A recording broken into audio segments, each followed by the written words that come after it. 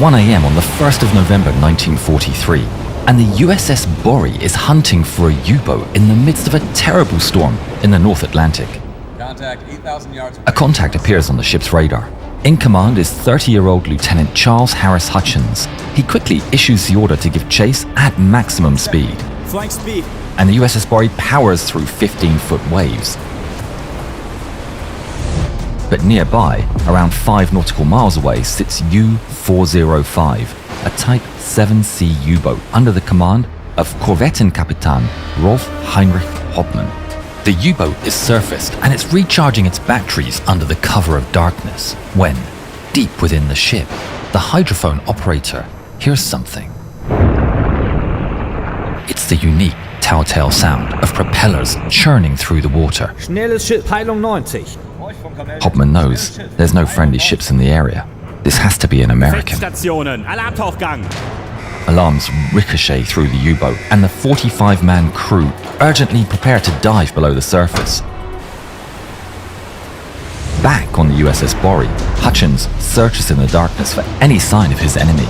He can't see a thing, but the radar operator continues providing updates. Hutchins orders course corrections in response. 2000, bearing 265. Until the U-boat vanishes from their radar screens. Contact has been lost, sir. The news sends chills down Hutchins' spine. The U-boat has submerged, and that can only mean one thing. The Germans know they're here, and now the two are in a deadly game of cat and mouse. At speed, and he returns on sonar. With the submarine submerged, sonar tracking the echoes from a U-boat is their only chance.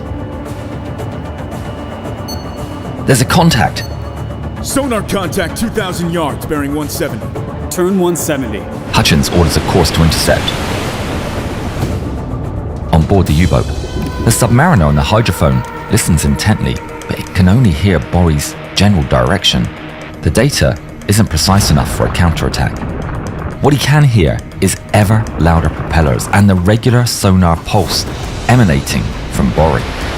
Sie sind sehr nah, Herr Kommandant. Hard backboard. Meanwhile, aboard the USS Borie, the sonar operators track the U-boat, drifting into range. 600 yards. Prepare port launchers for depth charges. The crew move quickly, left side depth charge racks clattering as they ready the release. Then, the sonar trace shifts abruptly. Contact has been lost, sir. The U-boat has slipped directly beneath their keel. 500 yards. Now bearing starboard, drawing fast. Full to starboard. Hutchins orders a hard turn to pursue the target, swinging the rear of the ship towards the submarine to bring the depth charges to bear. 300 yards. Fire! The charges launch off with loud thunks, flying through the air and splashing into the sea, right by the U-405's nose. The U-boat is rocked by the blasts. The shockwave punches the submarine's bow. Außer einem hohen Bug, Herr Kommandant. Flooding is impossible to stem when the submarine is fully submerged, as the water pressure is too great, so Hauptmann is left without any choice. Auftauchen. Geschütze bemannt. USS Borie sails past, and our sailors look back at the scene of the explosion. The water's still settling from the blasts when they witness the mighty U-boat burst from under the sea. Surface down our stern. Turn on the searchlight. Inform lights where to point. Lights come on, and U-405 is immediately clear in the light. Dozens of Germans are pouring out of the hatches, and they rush to man their 20mm guns and open fire. The weapons come alive with loud bangs, sending shells streaking over the waves. The shells slam into the USS Borie's hull and litter the superstructure, sending American sailors diving for cover. On U-405, German sailors brave the heavy wind and waves. The Borie spotlight shines directly on their faces as they fire away with 20mm guns. But they know it's not enough. The German sailors scramble to ready their much more powerful 88mm deck gun. Hutchins knows the danger and acts swiftly. All guns. Local control. Point of fire. The guns open fire. The first salvos fly over the Germans' heads and splash into the water behind. But it doesn't take long for Borie's 20mm cannons to find their mark.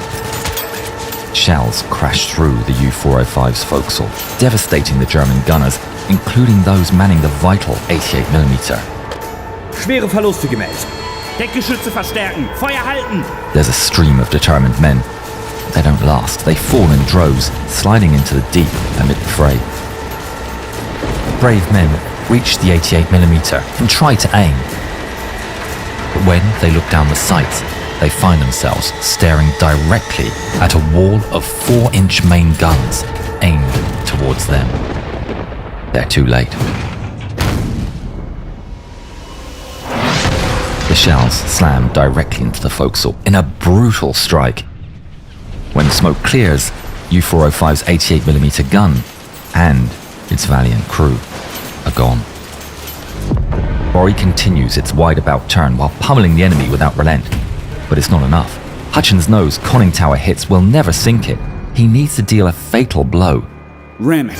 The helmsman steers the ship towards the target as Hutchins warns the crew. Stand by for a ram! Stand by for a ram!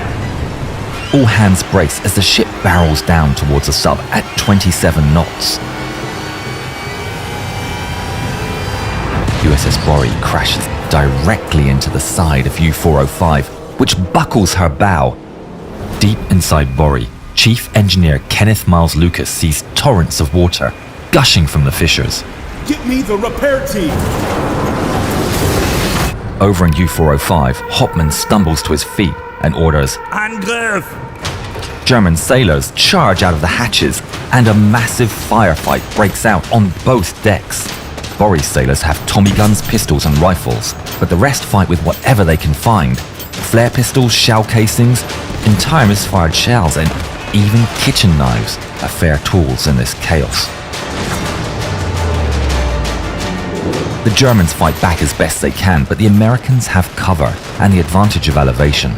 The U-boat's deck grants no cover, and its last defenders don't stand a chance. The U-405, incredibly, is still afloat and functional, but the crew is devastated, and they've lost all their weapons, except the torpedoes. Volle Fahrt zurück! Hard backboard! U-405 pulls with all its power in an attempt to slip from Borie's grasp. The Americans watch as the U-405 starts to move underneath them. But not everything is going the Americans' way. Deep in the engine compartment, engineers attempt speedy repairs as the water quickly rises. Lucas and his men continue to work the turbines, battling through the water. The ship moves forward, now laden with hundreds of tons of water filling up its hull. Borie's gunners continue to fire, but they can't strike a final blow. Prepare torpedoes! One of USS Borie's triple torpedo mounts stirs to life and aims its payload towards the target. Fire! A torpedo blasts out to sea and tears a path towards the enemy, but misses. Hauptmann is in a terrible position. The ship's managing, but only 15 of his 45-man crew remain. Heinrich orders a Hail Mary. Wenden! Torpedos klar machen! On the USS Borie, the men see the U-405 turning around to attack. Hutchins, though, has a plan. Disable the searchlight! The light that had been so crucial to land accurate gunfire goes dark.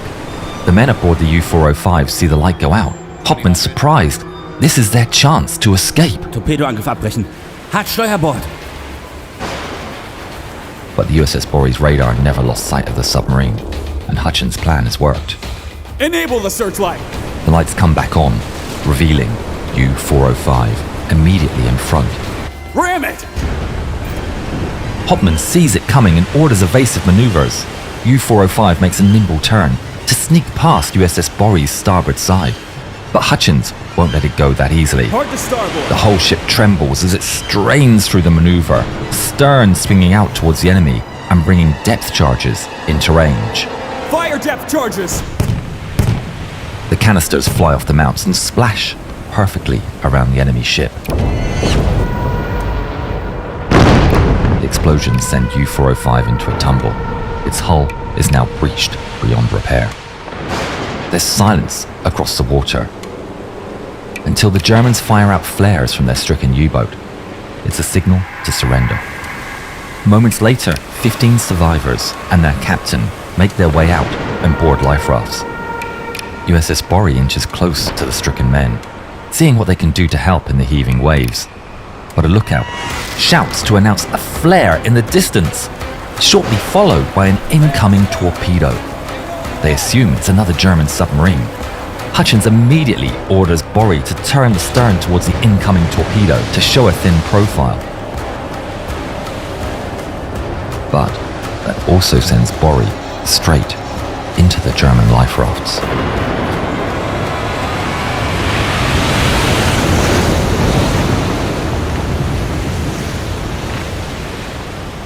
The Borie's crew are forced to abandon the German survivors who await rescue.